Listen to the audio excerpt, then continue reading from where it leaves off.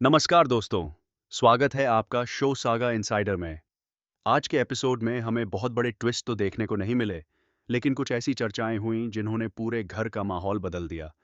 आइए, जानते हैं आज के एपिसोड की पूरी हाइलाइट्स। सबसे पहले बात करते हैं उस डिस्कशन की, जिसने सभी का ध्यान अपनी तरफ खींच लिया।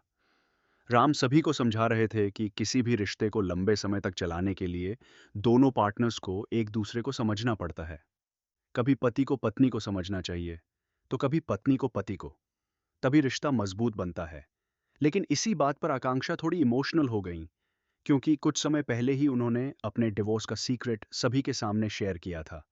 आकांक्षा का कहना था कि अगर आपका पार्टनर किसी और के साथ ऑन स्क्रीन किस करता है, इंटीमेट सीन देता है या फिजिकल होता है, तो बाद में ये कहना कि ये तो सिर्फ प्रोफेशनल काम था।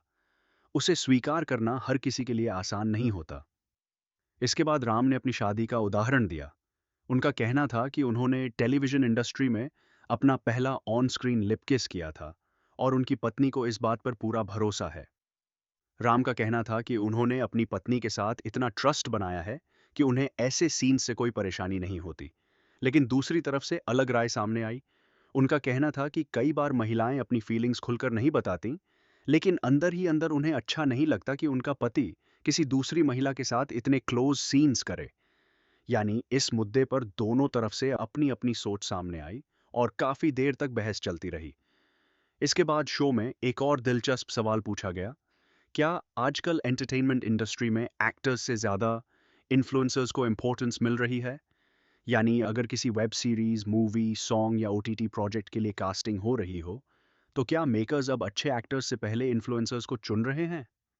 बस इसी सवाल पर राम और बाकी कंटेस्टेंट्स के बीच अच्छी खासी डिबेट शुरू हो गई। राम का कहना था कि यह पूरी तरह डायरेक्टर और मेकर्स के विजन पर निर्भर करता है। अगर उन्हें किसी प्रोजेक्ट के लिए पहले से ऑडियंस, रीच और सोशल मीडिया बज़ चाहिए, तो वे इन इन्फ्लुएंसर को चुन सकते हैं।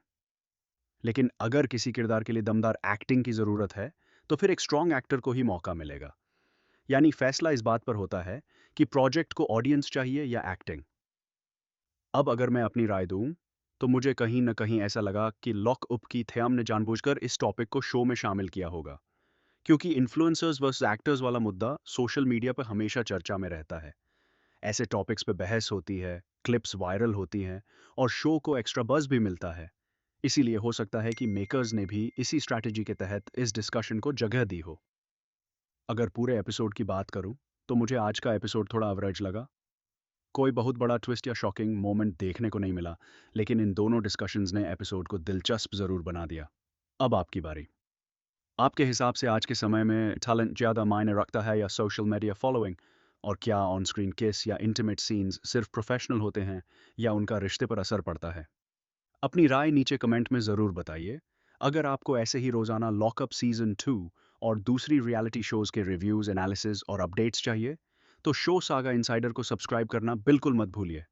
मिलते हैं अगले एपिसोड रिव्यू में। धन्यवाद।